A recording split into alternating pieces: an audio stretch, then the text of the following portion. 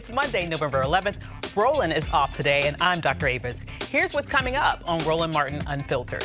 As we celebrate the country's Military Veterans Day, we also need to look at how we take care of them when they return home. We're talking about vets and mental health.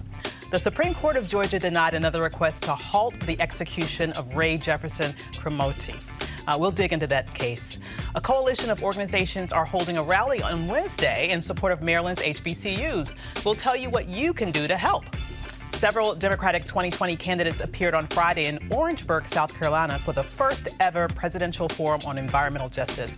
We'll talk about where they stand on the issues. A former Austin, Texas police chief is being investigated as a result of an anonymous complaint about his use of the N-word.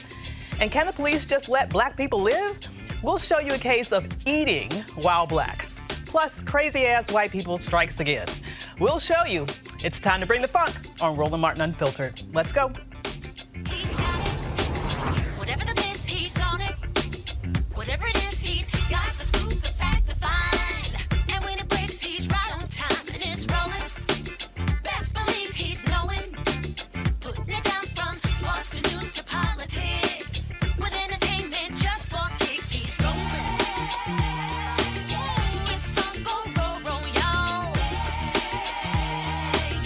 It's Roland Martin, yeah. Rolling with Roland now. He's funky, he's fresh, he's real, the best, you know he's Roland Martin now.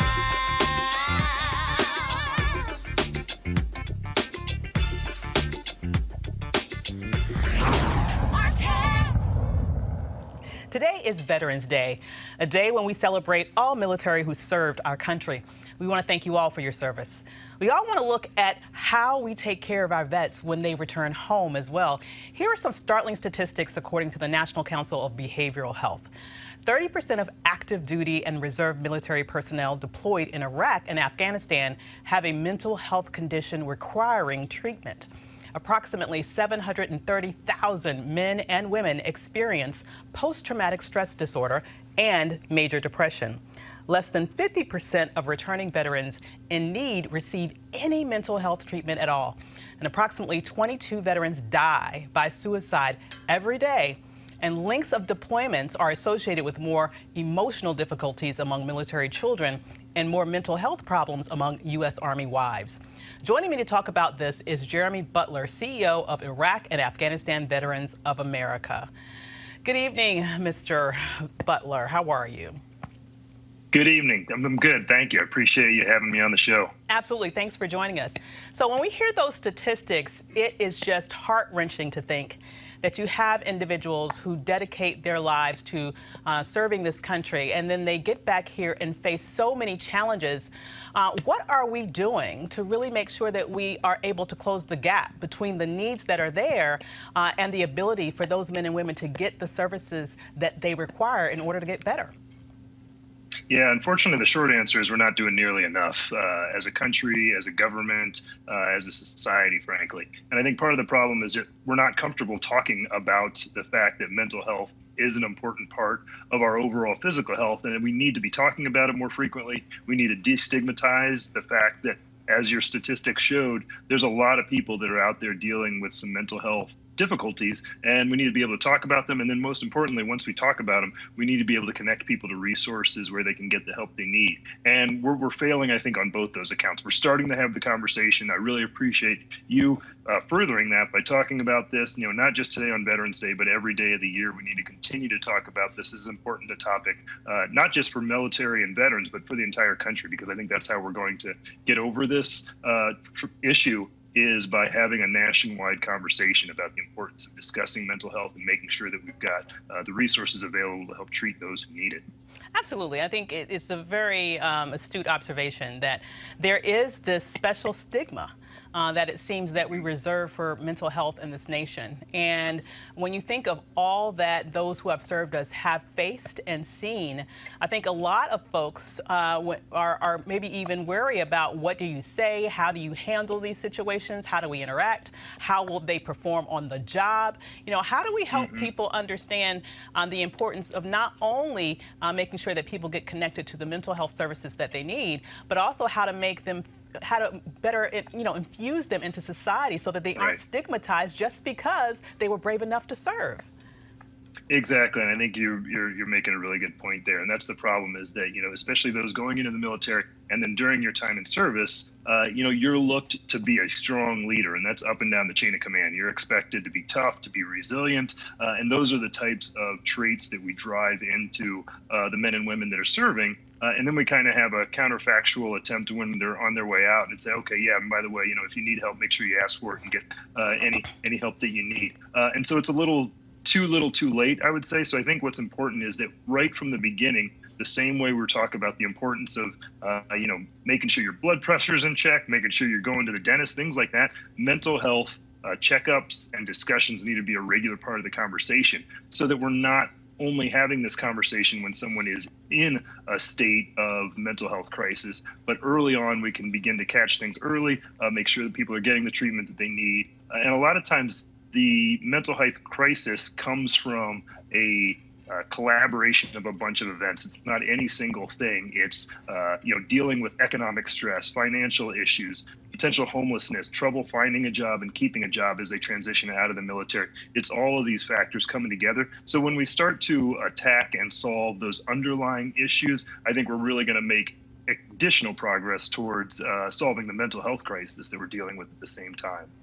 And I have to say, it's interesting to me that politicians love to wrap themselves up in the flag. They love to all talk about how much they love the military and thank everyone for their service. But when it comes to actually voting for legislation that will require the proper appropriations of funds to be able to meet these needs, somehow they seem to fall short over and over and over again. What can we do as citizens, as viewers, as voters to make sure that we hold our elected officials accountable such that they are on the right side of the voting when it comes to actually funding those services that veterans need so much to be able to take care of these needs? Yeah, I'm glad you asked, because that really is the bottom line. Everyone says they want to support, and then when there comes with a price tag, it becomes a little bit more hesitant to do so. So there's a lot of legislation that we support, both in the Senate and the House, and work that's being done by the administration. One of the biggest pieces right now is the Commander John Scott Hannon Mental Health Care Improvement Act. It's named after a retired Navy SEAL who was served successfully for a number of years, number of combat deployments, came back home, started working to help fellow veterans, but still ultimately died of suicide because he wasn't getting the care he was needed. So what this bill and the legislation would do is would increase federal government grants to state and local organizations that connect veterans and civilians to the mental health care that they need. And that's going to be a big step in getting to this problem, because we can't just simply rely on the VA, the Veterans Affairs Administration, to do this work for us. You cited the statistic of 22 suicides per day. We see that number kind of going up and down just by a little bit, but the bottom line is it's stayed almost the same for years. So we're not making progress there. If we rely on the VA to get that number 22 down, we're never going to make it, because the underlying issue is that 14 of those 22 are outside of the VA care. And so what this bill would do is it would get money to those smaller organizations in the local community that can connect to the veterans and their family members to get them the help that they need. Similarly, the administration started it's called a Prevents Task Force in March of this year to also get at this issue. They've got grants within that, but they're not expected to take any action on making those happen until March of 2020. So again, we're just moving too slowly. So what people can do, go to iava.org. We've got updates on all of this legislation, plus all of our other priorities to help veterans. It's all bipartisan work. Every bit of legislation we support has support on both sides of the aisle. We need to hear from civilian, from military, from everyone to reach out to their members of Congress and say, this is important to act on now. If we can start moving this, we're really going to make a lot of efforts, a lot of leeway in getting these issues resolved. Absolutely. And you said IAVA.org? That's right. IAVA, Iraq and Afghanistan Veterans of America, IAVA.org. We're, like I said, nonpartisan, bipartisan, nonprofit organization that we work in. We're focused on post 9/11 veterans, but really the work that we do spans the generations. Military veteran suicide is not an issue that's only affecting the post 9/11 generation. It goes all the way back to Vietnam era veterans. Everyone really within our community is suffering in one level or another. And so the work that we're doing really is going to affect all veterans and benefit everyone. Absolutely. Well, thank you so much for joining us today, Mr. Butler. Thank you. I appreciate you having me on the show. Absolutely. And so now we're going to go to our panel, starting off with Mustafa Santiago Ali, Vice President of Environmental Justice, Climate and Community Revitalization with the National Wildlife Federation.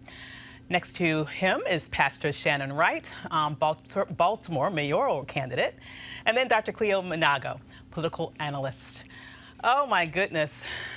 It's just so frustrating to hear every year the same sort of challenges that remain, but politically we seem stuck at this point of thanking people for their service, but actually not doing what we need to do as a nation to take care of those people who were there for us. It's lip service. Yeah.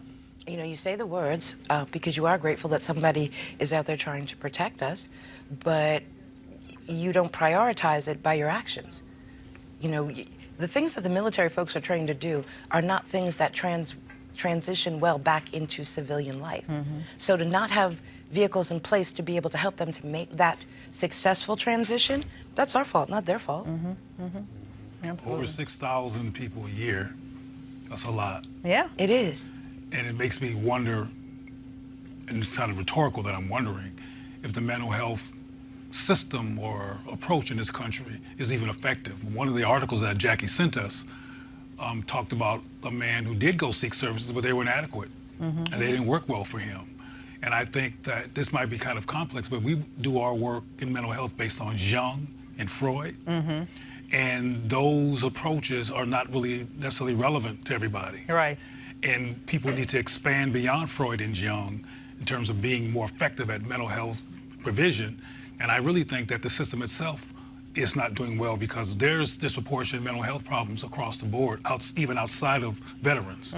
For example, in the African American community, there's a huge disproportionate non-use of available mental health services. And Obamacare has included mental health service as part of care, I should say, as part of the Obama package, but people don't necessarily utilize it because they're not satisfied with what they're getting. So that's an issue too. Yeah, absolutely. There's a stigma.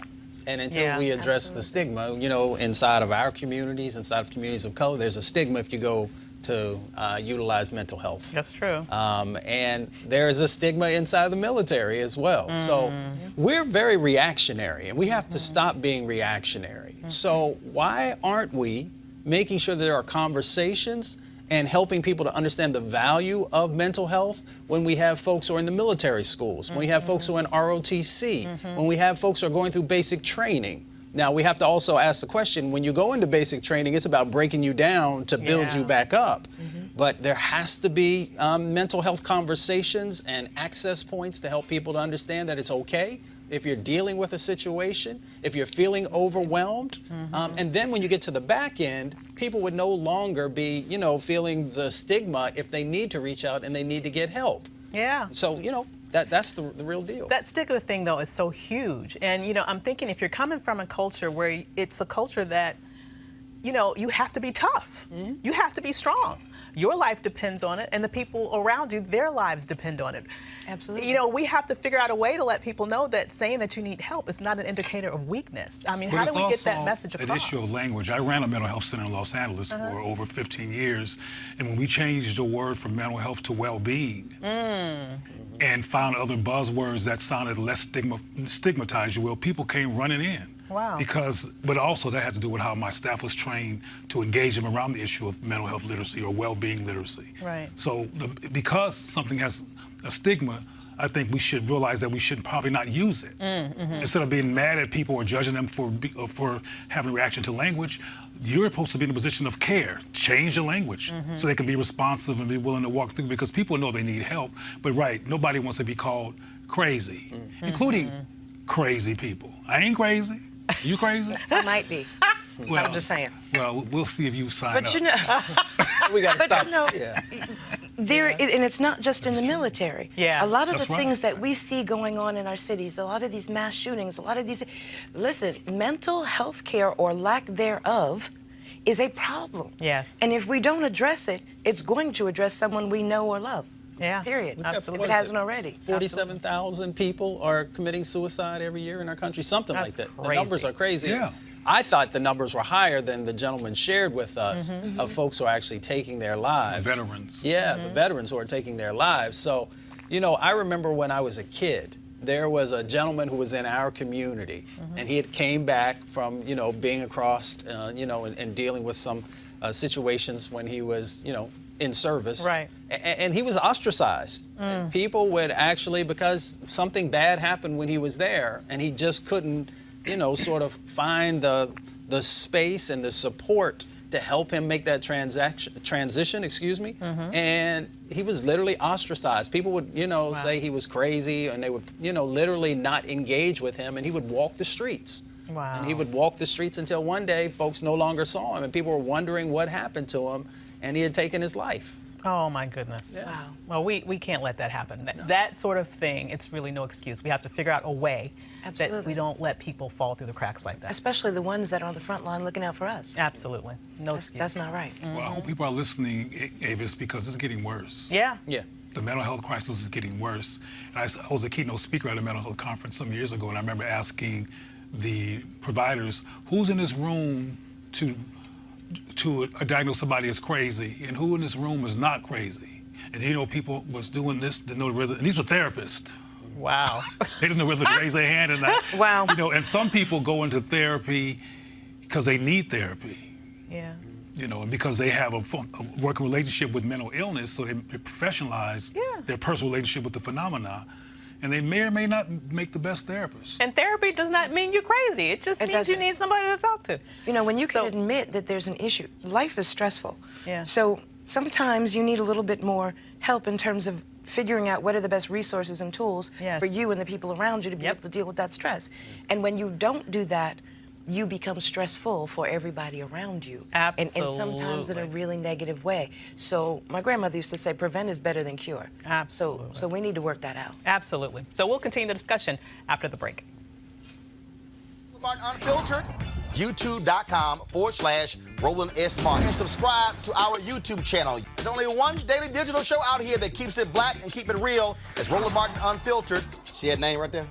Roland Martin Unfiltered. Like, share, and subscribe to our YouTube channel. That's youtube.com/Roland S. Martin. And don't forget to turn on your notifications so when we go live, you'll know it. All right, fam, it's almost that time. The holiday season, of course, is, for many of us, the favorite time of the year. Now, whether you celebrate Halloween, Thanksgiving, Ramadan, Christmas, Kwanzaa, New Year's, all of these, of course, from October to the end of the year, this is when you think about spending time with the people you love the most. This is also the time to count your blessings and support those less fortunate and look at how you can have an impact on their lives. Well, I have the perfect opportunity for you to be a holiday hero and have a major impact on other families. Here's the deal. Right now, hundreds of thousands of Americans are sitting in jail without being convicted of a crime. Why? Because they lack the financial resources to pay their bail. Now think about it. If you are arrested for any minor offense, you'll be taken directly to jail. If you don't have bail money, whether it's a few hundred or a few $1,000s, you will stay there until a court date is scheduled. Now, that could be days, weeks, or even months.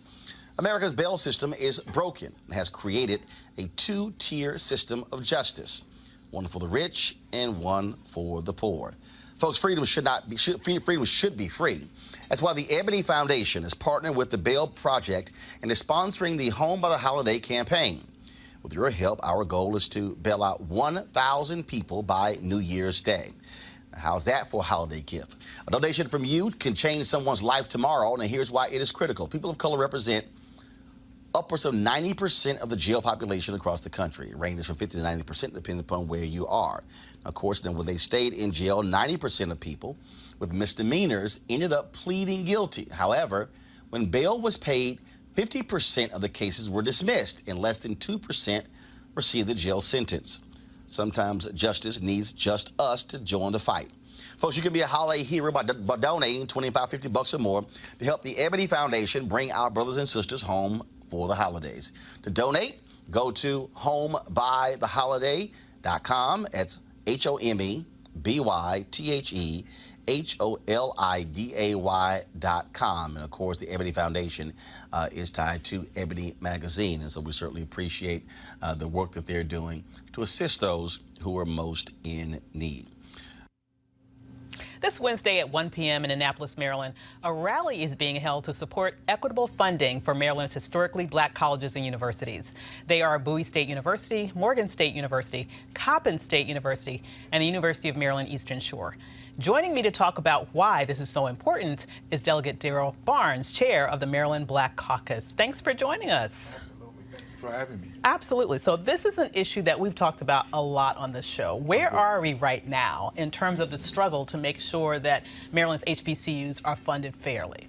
Well, right now we're in a quagmire, if you will, where we have been underfunded for so long.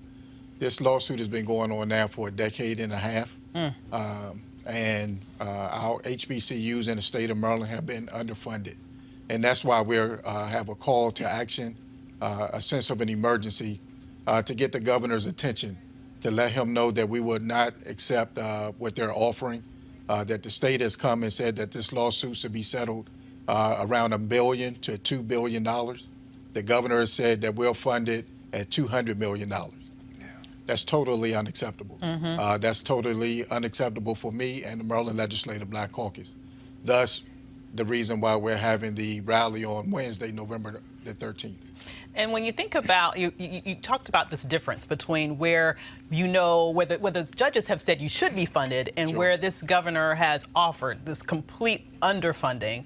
What makes him think he can get away with this? Is it just that he just believes that nothing's going to happen and you'll just fold? Well, if the governor was sitting here with us right now, he would say that he has done more than his predecessor. He would say that he has funded our HBCUs at higher levels of funding. But I'm here to say that he has not. I would beg to differ. Looking at where we are right now in our HBCUs and our TWIs, we are not getting the adequate funding that we need. Our 4 HBCUs in the state of Maryland are hurting.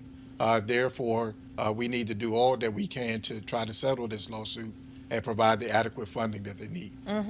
Now, I'm a proud HBCU grad. I'm sure that I'm not the only one on the panel. And, it's critical to think about what HBCUs give to this country. I mean, we produce just so many amazing individuals who really are an asset to the entire nation. What can we do as a collective to make sure that we can support you? In addition to people who can show up in person at your rally, what would you expect other people across the country to be able to do to make sure the government gets the message and finally Maryland's HBCUs get the funding that they deserve? Sure, I think it's programming like this that helps get the message out on the importance of what this stands for. This is not just good for the state of Maryland, but this is good for the nation because all eyes are on Maryland, on what we're doing and what will be the outcome of this lawsuit. This affects everybody. This is not just good for those kids that go to school, but this affects our economy. This affects our public safety, criminal justice reform, those that want jobs. We want to make sure that we have the best institution of higher education in the state of Maryland. We want to ensure that those kids that want to go to college can afford to go to college. We want to ensure that those kids that want to go to college have the best programming and the best athletic programs that they deserve. And it should not just be at our flagship institution in the University of Maryland. So, Pastor Shannon, you're running for mayor of Baltimore. Morgan is right there down the street from you. What would you like to see happen right now in terms of this issue? Well, let me start by saying I went to Virginia State. So did I. I didn't know you were Virginia State alum. Stop playing. Yes, Okay. girl. So we're going to have to talk. Absolutely. Did you like the milk? It was a farming, agricultural, and the onion milk was Onion. Oh, my goodness. Anyway, so as an HBCU person, I do understand the significance of the colleges and what they provide. I get that. But a couple of things. One, the funding does not meet the needs of where the schools need to be moving, and I understand that too. But I think that we have to be sure and I say we, as in all of us in Maryland, have to be sure that with this lawsuit and with the way it is moving, that it is actually moving in a benefit of the schools and the students, because what happens in Maryland is going to affect all the HBCUs. So if this thing goes awry of where we need it to, it could really have an adverse effect on all of the HBCUs. So I think all parties need to be careful and sure that they are coming to the table with the best needs of the people and the students, and not political agendas. Well, That's my only concern. And I would agree. And that's across the board. And I would agree, but this has been going on now for a decade and a half. It has. All right. It has. So let me be clear on that. So when you talk about a decade and a half year old lawsuit, this has been tried and tested to ensure that the programming that they need, the duplication of services have been looked at, the amount of money that is being asked for meets the needs of the students and the institutions themselves. The plaintiffs have now come back and said, this has been going on for so long, we'll settle for $577 million. That's a far cry from the $1 billion to $2 billion that the state has come back and said that they deserve. We also know that 20 years ago to date, the same lawsuit happened in Mississippi. Mississippi settled for three institutions for $791 million. Now, we also know that, you backtrack this a little bit, our predecessor, the former governor, Martin O'Malley, tried to settle this lawsuit for $60 million. Another slap in the face. Wow. So this governor, who's a Republican governor, said, listen, I'll do better than he did. I'll settle the lawsuit for $100 million. I'll give you folks $40 more million, and you should be happy with it. Listen, the programming, the duplication of services, all of those things, the court has come back and said that they need, that they deserve.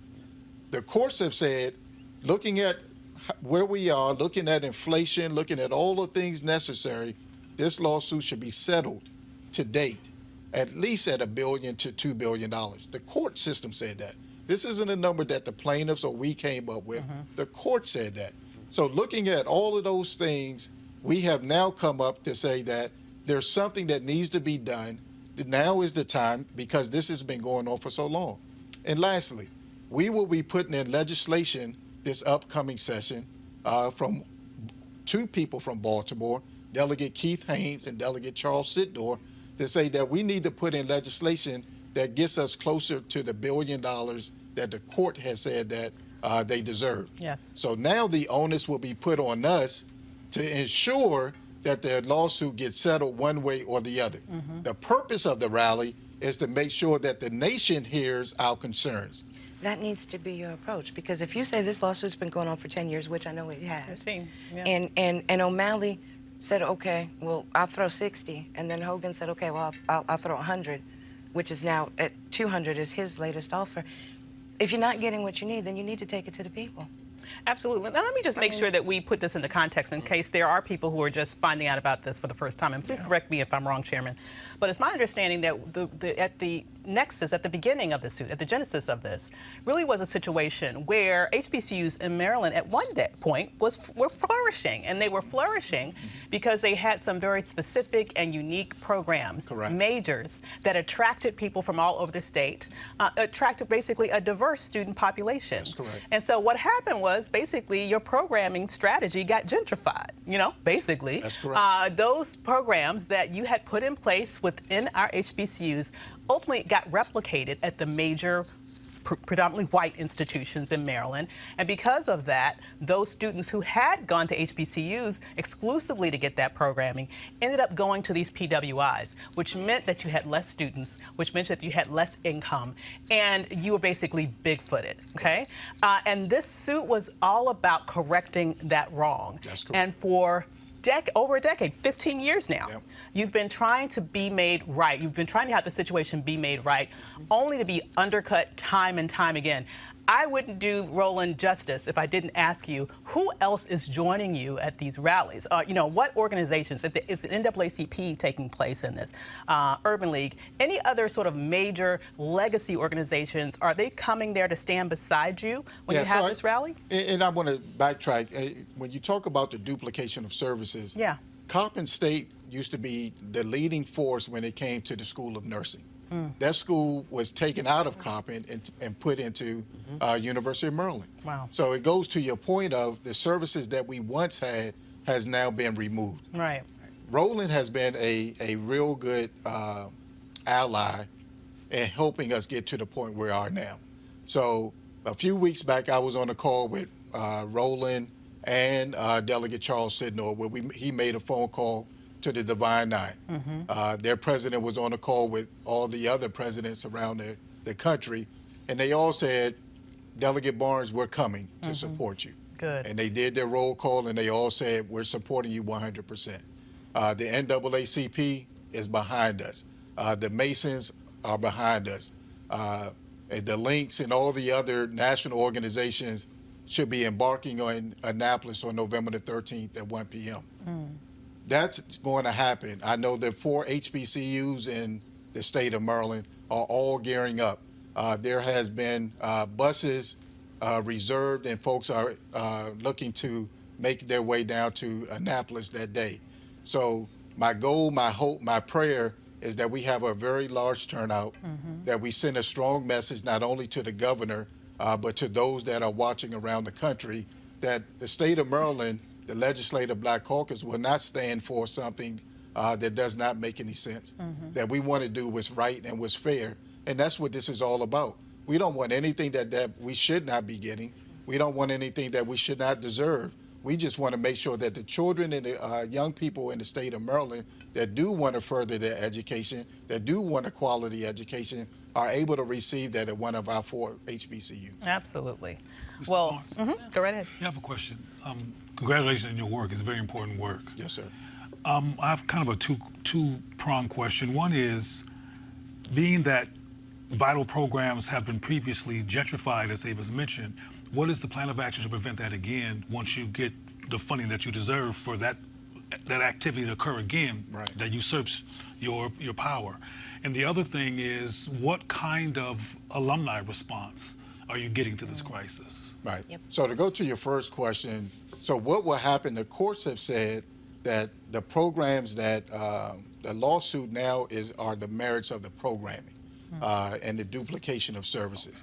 So if the lawsuit comes about in a way that we know it will, then the new programs and the things that our 4 HBCUs will have cannot be taken away from us in the future, that they will remain with those 4 HBCUs. The Alumni Association is doing their part, from my understanding, that they have been sending out letters and getting their folks involved to make sure that they will be in Annapolis on the 13th, as well as the Maryland House of Delegates have been starting to galvanize and work on committees to figure out what we can do from a legislative standpoint to ensure that not only does this funding comes about, but any other thing that we can do to strengthen our HBCUs. Got you. And can you let our audience know one more time where and when they can join you? Sure. That's November the 13th at 1 p.m. in front of the State House in Annapolis. I'm asking everyone that hears my voice to come out to be a part of this historical moment, to get involved, not only to just show up, but I need folks to call their legislators. I need folks to call the governor. I need folks to call everybody to let them know that this is unacceptable and that we want them, the governor, to support our efforts in funding our HBCU. Absolutely. Well, thanks so much for joining us this evening, Chairman. Absolutely. Thank you. Absolutely. Oh my goodness. So, this is so disturbing to me. But I guess we should go right on. Should we go right on? All right. So only 6 candidates turned out for the first ever presidential forum on environmental justice at South Carolina State University on Friday night. yet another HBCU. Issues discussed included lead-contaminated water, food deserts, childhood asthma, and proximity to polluting chemical plants, and how industrial pig farms disproportionately affect low-income communities, tribal nations, and people of color. The participants were Senators Elizabeth Warren and Cory Booker, former member of Congress John Delaney, and Joe Sestak, the billionaire Tom Steyer, and author Marianne Williamson. Mustafa Santiago Ali was one of the moderators.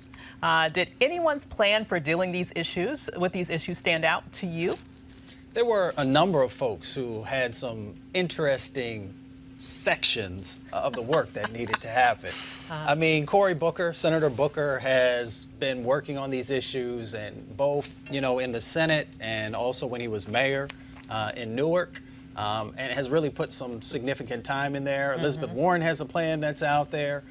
She's looking to actually put a significant amount of resources to address these issues. Marianne Williamson touches it in a very unique way around sort of spirituality and humanity and some of the other things that are important in the process. And, there are a couple other folks who had some slightly different ways of looking at it. Delaney has a very interesting way of trying to get some resources from sort of a carbon tax, cap and trade. All this stuff, is in the mix. The reality of the realness of this is, do you have a plan to help protect people's lives? Do you have a plan to make sure that their voices are a driver in the policy development? Yeah. And then do you have a plan to actually fund what you're saying you're going to do? I think that last one is a big one because the reality is that in this primary season, there seems to be a lot of people who are talking about a lot of different things, thinking big, and I think this is a moment to think big. But we also have to think about, really, can everything be done that you are talking about doing? And when we talk about this issue in particular, it's been an area that we as a nation really have not focused on with any great degree, even though the need is there. And I also believe the potential is there for employing lots of people in growing industries. So given your discussions with all of these presidential candidates, can you think of one particular example of a proposal that you thought, hey, that seems feasible, I think this can happen?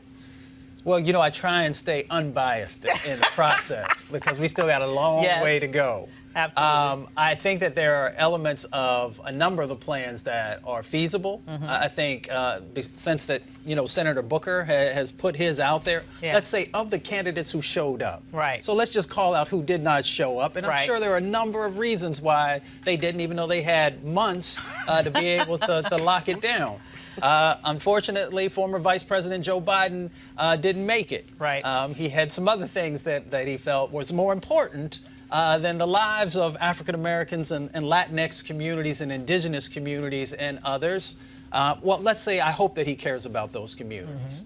Unfortunately, Bernie Sanders wasn't there. And Bernie has been someone who's talked significantly about climate change and environmental justice, but he was in Iowa. So he didn't make it to South Carolina, where there are a whole bunch of folks of color and others who will be voting, and I'm sure, they'll make their own analysis there. Julian Castro, someone who really understands the housing component of environmental justice, didn't make it. And we invited both Republicans also as well as Democrats, and 3 Republicans didn't make it, but it was historic. Yeah. How do you explain the general indifference to this issue? Well, I think that anytime we have folks of color, anytime we have lower income communities, and when we have indigenous populations, if you look down the list of the things that are happening in our communities, and environmental justice touches healthcare, touches transportation, housing, all these different issues, we just don't get the attention that other issues do. Well, I also meant not simply on a macro level, but on a micro community level. I mean, I rarely hear a conversation next door about the environment. Well, but we frame the environment differently than a conservation conversation. We're talking about the 25 million people who have asthma, the 7 million kids, and disproportionately it is our community. So if you ask somebody, if we go into a church or we go into a mosque and we ask somebody, how many folks do you know who has asthma? Everybody's hands going up. And then we talk about, well, do you know where that comes from? And there's actually some things that we can do to address that. When we talk about lead issues in Baltimore or in a number of other, in Flint and so many other places, and we got 3,000 communities that have higher levels of lead than they did in Flint, and we know that our kids are going to be damaged for their entire life once they get that. Once people have that information, they're having to have the political power to stop the environmental injustice that continues to target our communities with these sort of toxic neighbors that other people vote out of their communities. Like, what can we do to protect our communities to make sure that we're not more likely to be exposed to chemicals that will give us cancer or asthma or any of these other illnesses that disproportionately impact us? Well, we can do one of the things that we talk about on this show. We can vote, but of course there's the education that comes before that. We can make sure that we're putting folks in office who actually care about what's going on, and then we hold them accountable, whether they're Democrat or Republican or independent. We got to hold them accountable. We can also begin to better utilize our dollars. Stop giving the people who are polluting you, the people who are killing you, your dollars. And sometimes it gets a little more difficult, but we have to have that evolution also inside of our communities. And we got to make sure that in our churches, in our civic organizations, in our schools, that we're actually educating young people and others about what's happening. The amazing thing is that younger kids and folks probably who are about 30 or under, environmental justice is a part of their paradigm. Climate change is a part of their paradigm. Right. So, because they grew up seeing Katrina, they grew up seeing what happened in Puerto Rico, they grew up seeing the number of these things that are going on. So they're actually a driver in the process. The environmental justice movement's been going on for 40 years, and that's why it's kind of ironic that this is the first presidential forum ever on this issue. No one will ever be able to have a state race or a federal race again and not be able to make sure that this is a part of what's happening in that space. And the jobs. Well, that's good. That's the last down part. to local. That's good news that there is a honestly, sign of theoretical progress that the presidential candidates are including this issue, because as I travel across the country, I rarely hear it come up.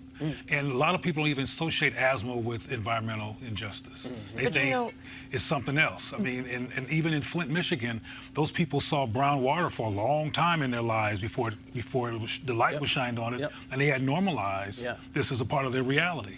And I think that people need to unlearn realities that hurt them as part of the work. They're desensitized to think that this is what normal. Like, you're talking about this on the presidential level, but I can tell you how it affects us in Baltimore.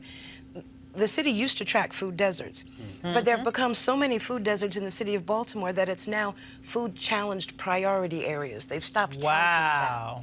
So in Baltimore, you have more liquor stores and bodegas that may sell a quart of milk in the back of the store, so that you've got the little kid, grandma sending the kid to the store, but they go into the liquor store to get the milk. So it has become okay because the supermarkets don't make money in our communities. Because if we're looking to stretch that dollar, we're not looking for the freshest produce, because we don't always understand the value in that. When I was younger, I used to think canned was just as good as fresh, because it was cheaper. But there's a big difference between the nutritional value in canned, frozen, and fresh. Right. We're not being taught that. We're seeing the after effects of not having that. And in a city like Baltimore, there are folks that really cannot get to a supermarket. You're not getting fresh produce. You're not getting another issue, though. all of these things. And when you can't even eat correctly, you forget the lead in the pipes in all the school buildings. Forget the lead paint. Forget food. You're right. But there's an additional issue that I believe likely affects Baltimore as well. When there has been a major market in the community, the food was not good quality. No. The vegetables, et cetera, didn't look good. They were leaning and stuff. So people left those places and went to the white folks' stores. Yes. And so the white people who owned the stores that were in the community claimed that they didn't have a lot of people who were using the stores, so we got rid of it. As opposed to looking at the institutional racist part of bringing an old watermelon or several old watermelons to a black community store that nobody wants, so they go to the white place, which justifies that there's only these other areas to go to shop. Absolutely. The quality of the food is definitely different depending on the zip code that you're in. But let's anchor this in the reality of what's going on in our communities. We have 100,000 people who are dying prematurely from air pollution. That's more than dying from gun violence.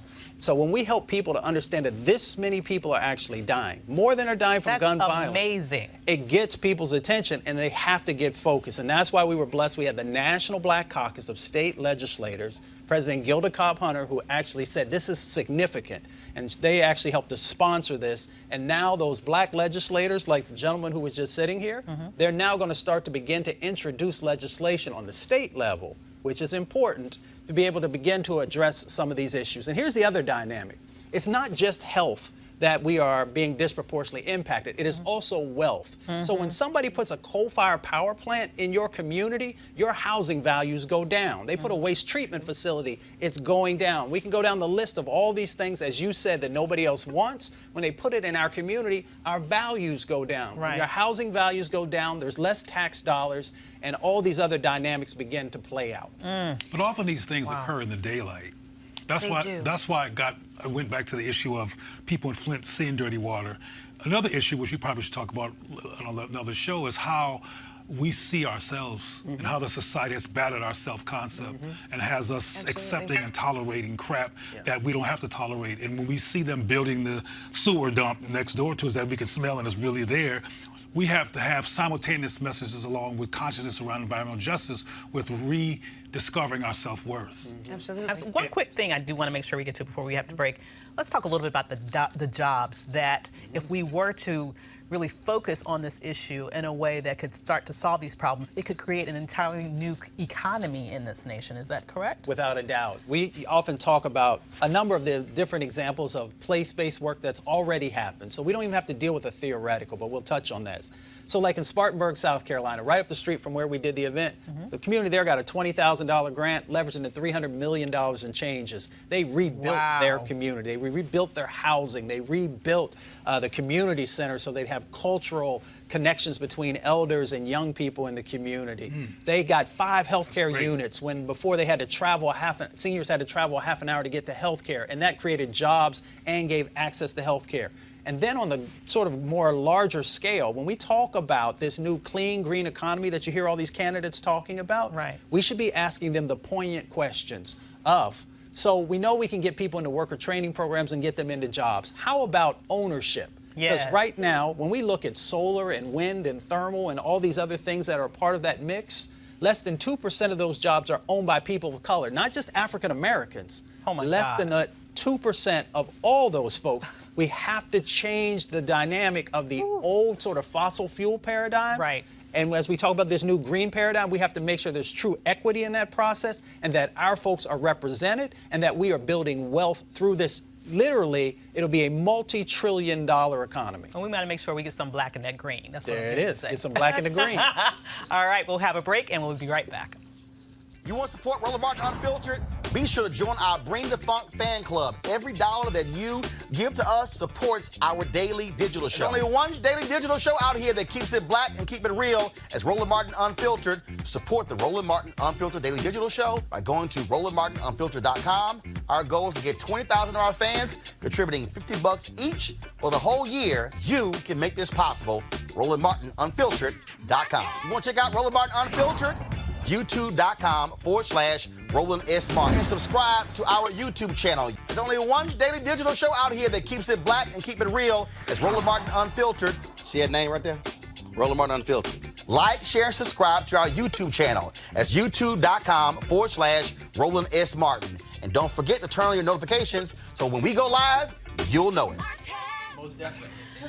A San Francisco man identified as Steve Foster of Concord was stopped and later handcuffed by BART police officers as he holds a sandwich he was trying to eat while waiting for the train. Here's what happened. Bro, let my shit go. You are detained and you're not free to go. That's part of that bro, you came up here and fucked with me. You singled me out of all these people. You're eating. Bro, so what? It's against the law. So what? I tried It'll be dumb as fucking on BART. Let my shit go. It's a violation of California law. Bro, I have the right to detain you. No, you don't. Yes, I do. Can you please let my backpack go? Are you going to cooperate? Yeah, Can you cooperate and leave me the fuck alone? You're going to go into jail. I'm not going to jail for eating a fucking sandwich. No, for resisting arrest. I'm not resisting arrest. You are resisting. I haven't done anything wrong. I haven't done nothing wrong. I've done nothing wrong. You can argue that. I've done nothing wrong. Let my bag go. Just what? Let my bag go, bro. What are you? Bro, what is this nigga doing, Yeah, bro? we got Let a my guy even bag on the go. platform is uncooperative. Somebody cover you. Bro, bring him up here then. Stop. I'm not doing nothing. I'm gonna continue with my sandwich, bro. I do this shit every fucking morning. Every morning, bro. Let my bag go. Yeah, why is there a store downstairs selling food if we're not allowed to eat up here?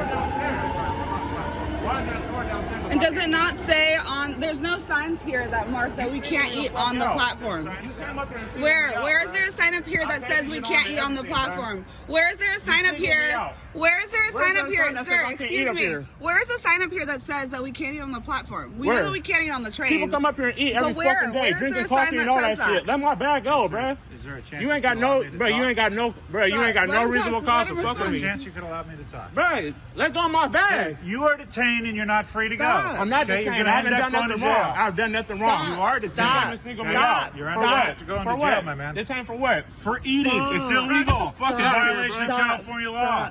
I've already said that. Yeah. I do this shit every morning, bro. Watch out.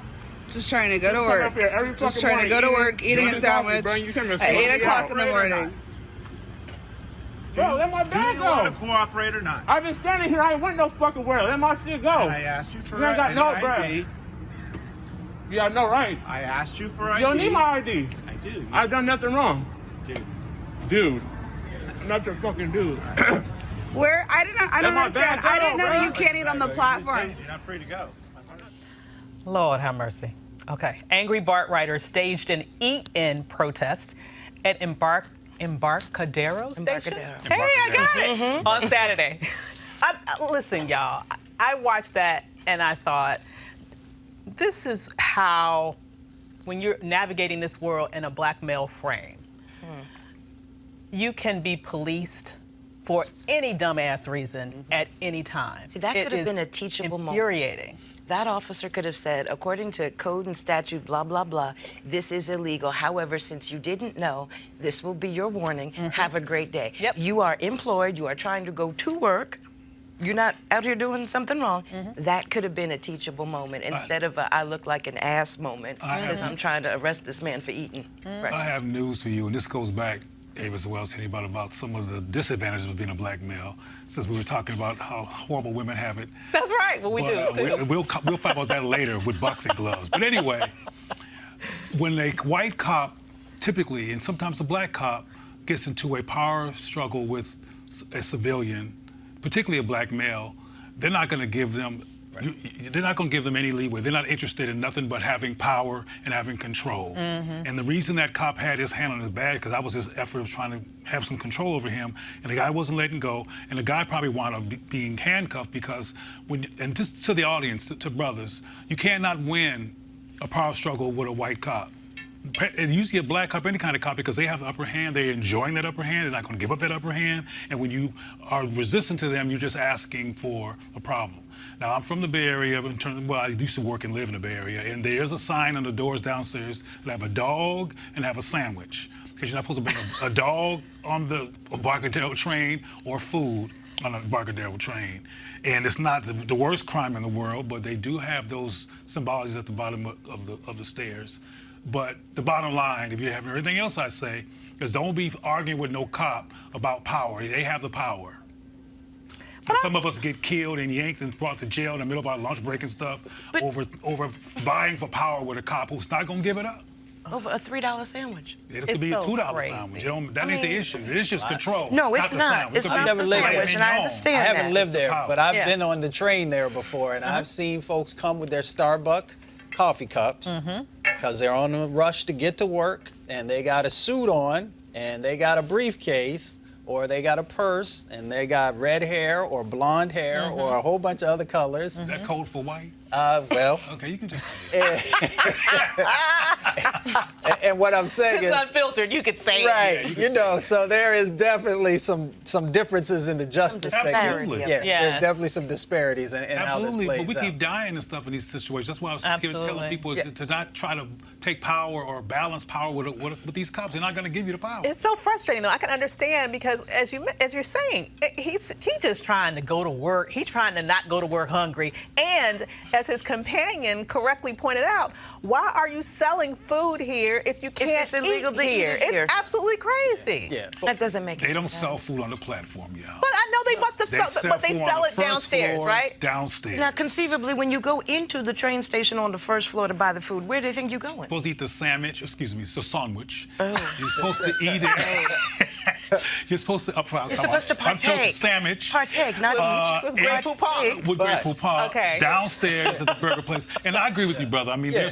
are you kidding? The Bay Area is more racist than, well, I won't do any more comparisons, but the bottom line is very racist. But let's just quickly say Yeah. that out of this came folks who stood up Yes. and Yep. protested, Yep. and maybe there will be some slight changes in the regulations, Probably not. or at least, hopefully, the folks who are there will pay more attention and they won't be so aggressive Yes. in their policing. Absolutely. Yeah, I understand. I am present. In their opinion, that officer's opinion, in his mind, he might have been thinking he was performing a service as a part of his job for a quality of life issue.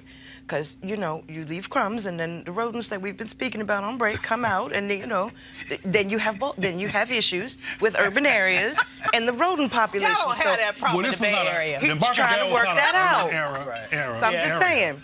And if you saw Perhaps. the people who were at that protest, I don't know if they can bring up the film again, but most of them was white, and they just having a rebellious moment. They're not rebelling against macro racism in San Francisco, so don't try to. I ain't impressed. Okay, wow. They went to a Maybe this safe will area impress you. and ate their little Grey Okay. Poupon sandwiches. Is that what you're saying? Grey Poupon. Austin, Texas. Since you just started it. See, hey, I'm sorry. Austin, Texas City Manager Spencer Cronk told city leaders that he decided to approve an outside investigation into an anonymous complaint filed with the Office of Police Oversight against former Assistant Chief Justin Newsom and others in the department. In the complaint, the whistleblower alleges that Newsom, on a continuous basis for at least the last decade, has used the N-word to describe African Americans. He also alleges that his racist behavior was well known by the department heads. And yet, he stayed there for a decade. I mean, good Lord, really? That's the problem. That's a part of the problem, is that you have these other folks who are in leadership, Yeah. who have allowed this to go on. And I know the whole, what is it? I mean, our brother here, he'll be able to describe it better, but, there's this brotherhood sometimes that exists where people don't speak out, other officers don't speak Right. out against other officers. But it plays a role in the policing. It plays a role in Absolutely. the way that you see folks. And the example just now, that you will grab somebody or you will detain somebody. So when we allow this type of racism, this type of discrimination to take root in these bodies, Yeah. we got a problem. Absolutely. But that problem has been going. It's not new. In all honesty, I'm surprised it made the news because it happens. So it's not an anomaly. That's true. It happens all the time. When made that case make the news? He's a former police chief, maybe because it was safe because he was no longer there. But there are folks that are still there, doing what he's doing, saying what he's saying, Absolutely. and worse. So if that's news, why aren't the other issues that are happening just like that every day around the country news? Good point. Well, I ain't pontificating on this. I am decided not to pontificate on this issue too much depth because we use the word all the time. We just stop using it too. Uh-oh. Black folks need to stop using that word too, and because it's their word, it's dehumanizing and it messes with our brain and our self-concept and our thinking, and we need to be mad about it. Sometimes these people get to say these words for 10 years because it's echoing through the building so much because we're saying it too. So we can't have our cake and white supremacy too. Okay. Now, in this There we go. building where this officer was working, I'm sure it was not echoing from us in that building because there wasn't much of us in that building. I mean, let's be real about that for a Wait a second. minute, is that deduction or is that a fact? Well, since I don't live in Texas and never have, I couldn't tell you for sure, There's but I would 3 or 4 believe. black folks in Texas. Yeah. Okay, it's some of us so there. and there's about how many of them in the building? Either way, I think your point is we all need to stop saying it. Yep. Yeah. Okay. So in southern Louisiana, this racist was caught on camera calling a fellow driver the N-word. Lord, this must be a whole N-word show. Here he Don't is. just say it. I said you were talking crazy, you stupid f***ing Okay. Did you get it that time? I did. I said Cool. This right here. Wow, y'all. Called me a f***ing. Oh my God.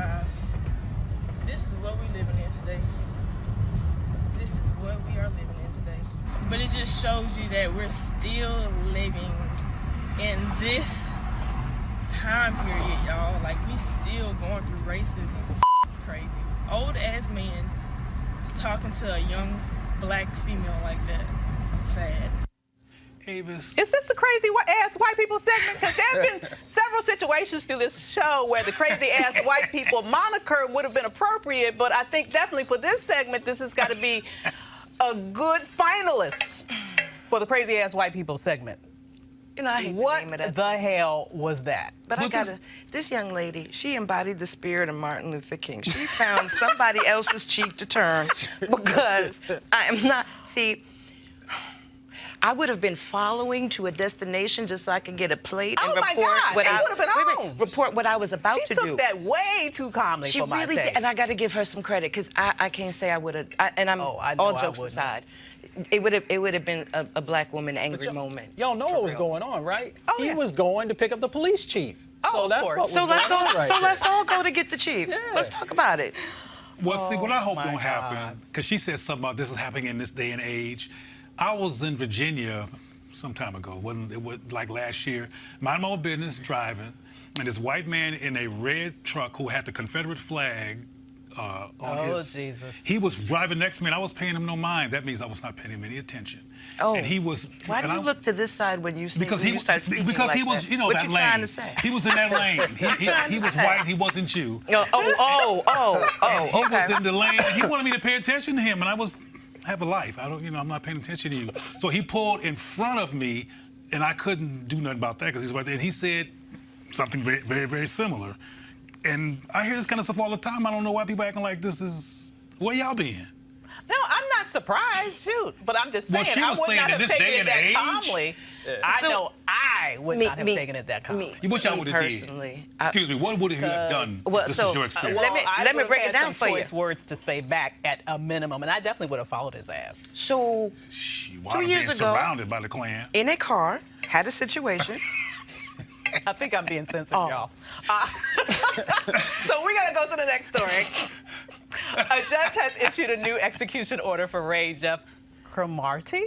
I'm sorry. I hope I pronounced that correctly. Whose scheduled death by lethal injection was halted Wednesday by the Georgia Supreme Court. Cromartie has been hoping for a court to order new DNA testing, which he said could prove it was actually his accomplice who killed store clerk Richard Sleazy during a robbery attempt in April of 1994. The Georgia Supreme Court has shot down Cromartie's appeal for the testing, even though the victim's daughter has spoken out in his support. The question of who pulled the trigger at Junior Food Store in Thomasville near the Florida border has been in dispute for 25 years. We'll continue to update you on this story. So, in memoriam, Bernard J. Tyson, Chairman and Chief Executive Officer of health insurance Kaiser Permanente, died unexpectedly in his sleep on Sunday. He was just 60 years old.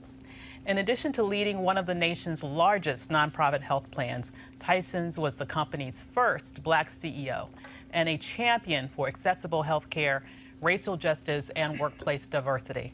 Time magazine named him to its 100 most influential people list in 2017. And it's a list of 50 top leaders in healthcare in 2018. The day before his death, Tyson spoke at the Afrotech Conference on Equity in Healthcare and Technology, and earlier that week, he spoke on a panel at the AT&T Business Summit, where he discussed the need for companies to be both diverse and inclusive of diverse workforces. In response to his death, the National Union of Healthcare Workers postponed a 5-day strike by 4,000 mental health professionals that had been set to begin today at more than 100 Kaiser clinics across California. He is survived by his wife, Denise Bradley Tyson, and 3 sons from his earlier marriage, Alexander, Charles, and Bernard Tyson Jr. We'll keep his family and all those who loved him in our thoughts and prayers. So that concludes today's Roland Martin Unfiltered. Roland will be back tomorrow.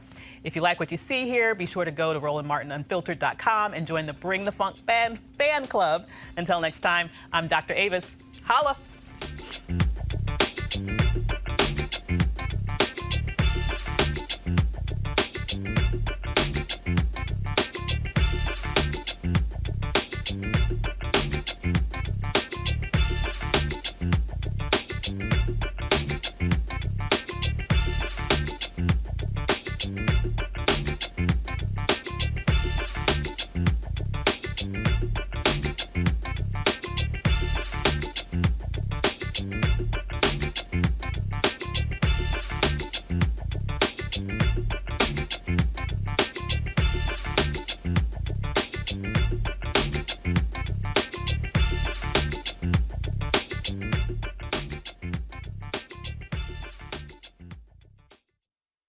You want to check out Roland Martin Unfiltered?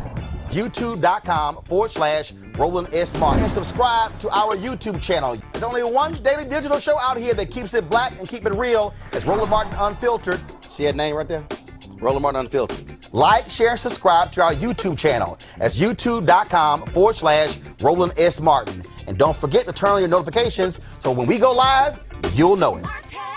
You want to support Roland Martin Unfiltered? Be sure to join our Bring the Funk fan club. Every dollar that you give to us supports our daily digital show. There's only one daily digital show out here that keeps it black and keep it real. It's Roland Martin Unfiltered. Support the Roland Martin Unfiltered daily digital show by going to RolandMartinUnfiltered.com. Our goal is to get 20,000 of our fans contributing $50 each for the whole year. You can make this possible. RolandMartinUnfiltered.com.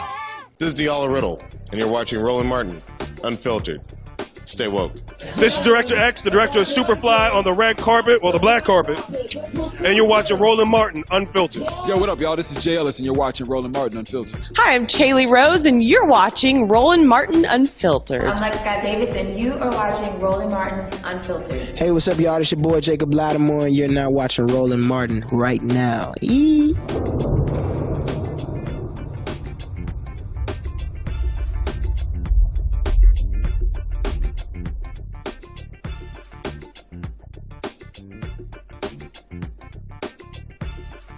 Hey fam, want to check out Roland Martin Unfiltered? The blackest show on all of digital, cable, and broadcast. Check out our audio podcast. There's only one daily digital show out here that keeps it black and keep it real. It's Roland Martin Unfiltered. Press play.